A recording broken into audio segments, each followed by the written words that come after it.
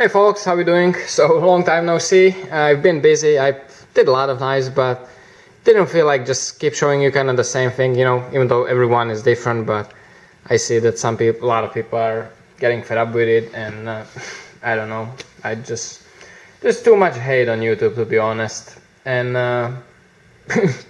that's why you see a lot of people leaving. Actually, to be honest, it's just so nice on Instagram. You just show it. You show the picture. You can show a short video. You cannot learn as much from Instagram. Instagram is really just about having fun. So I will try to keep this lower, but every time I come up with something that I, realize, I can do this kind of tutorial, that kind of tutorial, I always try to do it on YouTube, definitely.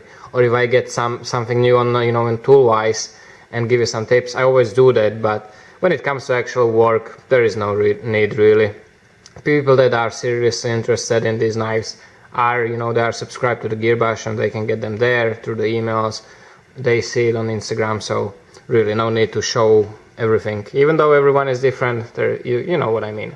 So what I did was something I haven't done actually in a while, just kind of plain, more plain than usually. Only thing what is different that they are not completely plain is that they are colored. They are not just, bronze or gray. It's really hard to show you guys this in the camera.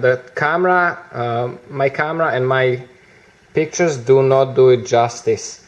This one, for example, is actually that the base color is that grayish, bluish, greenish titanium. That's about 40 volts. This stupid camera doesn't even want to focus. So that's the base. Then it's heavy stone wash where almost all the color disappears, at least it appears so. But then when you do the second color, which in this case is 25 volt blue, the deep blue, you can actually clearly see where the original anodization was left over and where the new dark blue came. So we have this really cool mixture of kind of like a grayish, greenish, bluish and deep blue. And in the light, it actually has really cool kind of halo effect with the blue, almost purplish coming through. So you see no pattern, just nicely contoured, nicely chamfered. And this, I really like this. Instead of just two big swoops that create one spike here, which actually comes to in between your fingers. So it was never a bother. But actually, like this a little better. It's actually even more comfortable. Because essentially you have 1, 2, 3, 4 fingers, especially for the bigger hand. But everything is just nicely rounded. Every single corner is knocked off. Even the corner that is less than 90 degree that is created here, I even knock off the edge of that. I always do that. I never mention it, but I always do. This one has a flashback spacer because this one is a drop point, and I really like it's kind of coming back to my flippers that those small flipper and large flipper. Just nice clean design, nice drop point, nice belly on it. Actually a little bit more of a belly than I normally did on my first folders. They were more of a kind of spear point blade, I would say. I'm not sure what would you call it. This one has a nice clean satin grind. You can see it there. Nice even and nice satin switch. Also nice and even.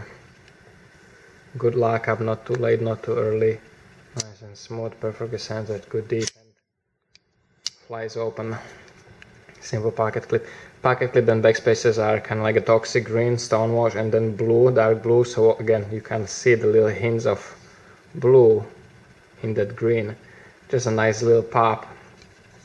Next one, the plain, is the Makos with the cool looking blade shape. Only difference is this one is actually the anodization is high voltage blue, then a heavy stone wash, and then again the deep blue. So we have that two-tone blue anodization on it. Backspacer is the same, and this one has it's kind of like the basic file work pattern, what you would normally do when you have a crisscross in a regular radiuses, like a small radiuses, but it's done perfectly precision with the mill, with my manual mill. I did it on the mill, which was kind of fun. You can kind of see it there, nice. Now it's like perfect. And then on the end you have that little bit of different shaping on the curve. You have a big ball radiuses kind of meeting from each side. And this one has, like I said, everything is matching. The backpace and pocket clip are not different color, it's the same as the handles. This one has a full stone wash blade. Nice even switch, nice even grind. Like it. Very solid lockup. And the one I did today is kind of special. I went out with this one. So as you see, flush backspacer, because it was just asking for it. I was thinking I should do the protruding backspacer, which would give me actually more option of going crazy, you know, doing something special on it. But I figured with the conceal carry pattern that I was planning to do from beginning, this would be much better suited, which actually ended up with really nice, like really beautifully contoured, you know, the spine of the handle, top of the handle. Very, very comfortable, nice and, you know, sleek look, very clean looking. Copper inlays, and this time, as you see, not just all the way across, but actually more intrigued inset. So they actually end with the 1/8 of an inch radius on both sides, and they are absolutely perfectly seamless fit. It's I'm not gonna keep it a secret. It's actually not that hard. You mill your slot, you make sure that you get that copper as close fit as possible. You know, obviously it's actually small, a tiny bit smaller than your milled in slot, and you start with the 8-inch stock copper that you know, cut the little strip off, and the strip is exactly 8-inch thick wide because it was 8-inch thick to begin with. But you turn it aside and you slide it in. You can actually slightly round one end, slide it in, and then you kind of try to fit as close as possible the other side.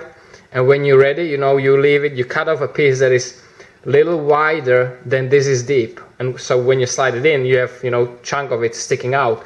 And you take that one scale, you put it on the anvil, and you just pin it really well, hammer it really, really hard in. Everything expands inside, it really, you know, super tight fit inside.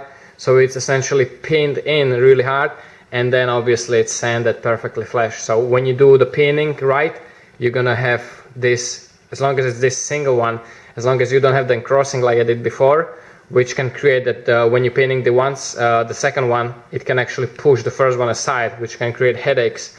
But when you're doing this, when they're not crossing, it's actually not that hard. It's, again, you can make something so, you know, something would look so hard and so intriguing. It actually is fairly simple with just a little bit of improvisation, a little bit of thinking. And I really like this clean look. Just has two simple lines, one larger, one bigger. It just works perfectly linear with the straight, you know, top of the handle. So that was the first thing, right? The nice, cool handle. But the second thing, the main thing about this knife, which a lot of my friends know that I'm not big on the compound grind, but as a knife maker, you just have to try it sometimes. And this was the first real serious try for me, and I nailed it. It's perfect. Everything is just perfectly even. The length, where it starts, where it ends, the height of that, where the swedges meet, everything. Actually, when swedge actually starts narrower here and it gets wider, so it's actually swedge on the angle, which was a little tricky, but I did that as well, pretty cool. So it is a very clean satin grind. What you say is just fingerprints, but very, very clean satin grind, slightly buffed, almost zero grind. It's like about 5 thousandths behind the edge here, around 10 thousandths on the stronger tip. So pretty cool stuff, perfectly centered, really nice lockup, really good action. My fingers hurting me, grounded.